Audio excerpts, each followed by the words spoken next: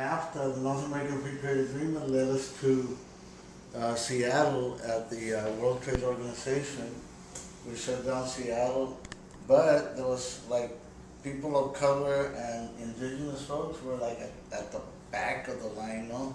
Mm-hmm. On the first day, and like the anarchist bloc, they had their power base, the colleges had their power base, organized labor had their power base, but we were out like basically not really consolidated as a movement. We were saying global justice, and even some of the funders and people that were friends saying, no, you're environmental justice, or you're something else, like tracking you in issues. Mm-hmm. We said, no, there's this interconnections, so we had a big meeting after that. I said, like, what's wrong, man? We're not connecting with the South.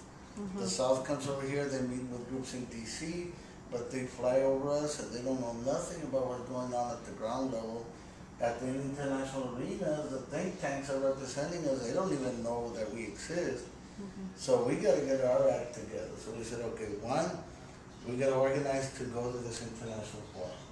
Two, we got to make links with the people in the South and bring them to the North so that we connect the South within the North with the South and the South. And then thirdly, so we started some exchanges with Brazil, with the Philippines, with Mexico, different countries, to make that, brought them over here, went over there. That led to, sort of beginning those linkages, where in 2003, after the 9/11 kind of setback and all of that, we lost a lot of ground.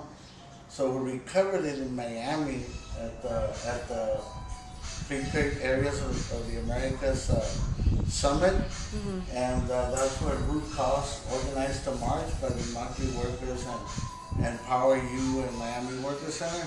And that really, because we stayed out of the zone where all the power bases are, with the FLCIO and the colleges, all this, and the anarchists didn't really form a block there. We formed a block on that big march.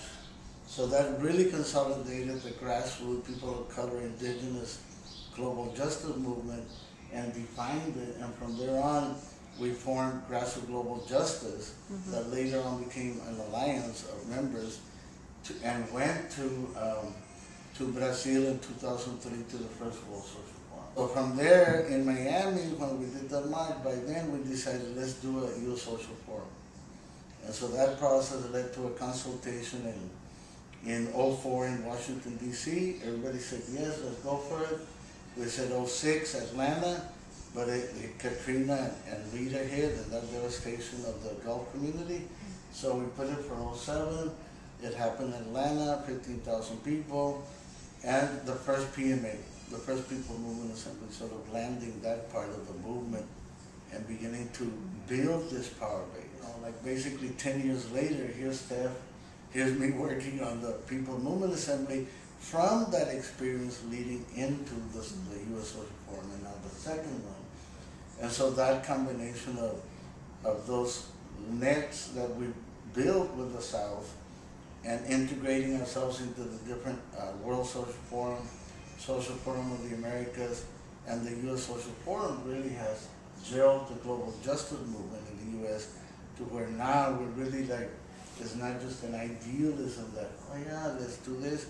It's really about how do we construct this new, movement, this new establishment, this new society. So how do we begin to construct that? Because we know very well what we're against, but sometimes we don't agree on what we're for. So we got to build more on that level. This U.S. Social Forum has been a historical process to reconverge movements. The purpose is to converge for movement building, but how?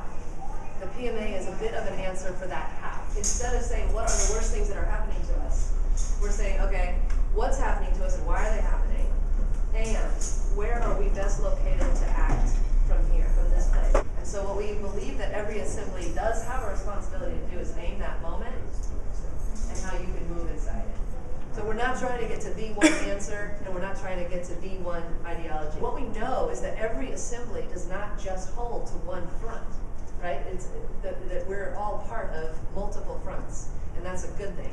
One of our guidelines is going to be assume multiple strategies are going to get us where we want to go. What we're asking for is one representative from each assembly So that could be up to 50, right?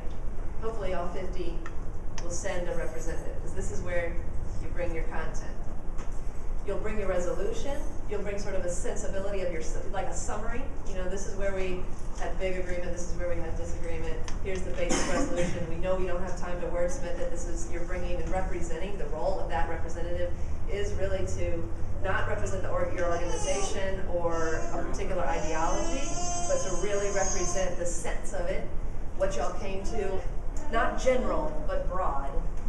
And not complicated, but sophisticated. We're actually asking folks to title their resolutions with that action step embedded in that title. So the least of it, we have that sense of sort of, here we are, here's where we want to go, and here's what we're going to do. One example that's specific, San Antonio resolution against the growing militarization of the U.S.-Mexico border and a commitment to a day of action for safe and open borders on October 12th. Then it lays out the process, lays out the history of how they got there, right? And because of these conditions, and because there's an opportunity to hack together, we're going to do this. What we're going to do in the synthesis assembly, though, on top of that, is consolidate the data. You know, if we can consolidate and combine, we will. What happens if there's like a real political difference, you know, that shouldn't be synthesized in a way? You know what I mean? Right. Like just something where one part of the movement thinks one way and another thinks the other. And We want to reflect that, to be honest. Okay. We want to say, where are we at? Like you said. And then so the thing would be, we're divided on this issue. Yeah. Okay. It's okay. This is not like a group of people come together, come up with these fronts of struggle, and then we're presenting them for a rubber stamp. We want to shift that, because that's not what it is. That synthesis commission and the assembly itself are representing the work of the folks on the ground towards this new world against the opposition. Like, we've got to name that. The drive of the National Assembly is to set action steps moving forward. Not consensus, but what are the catch-alls?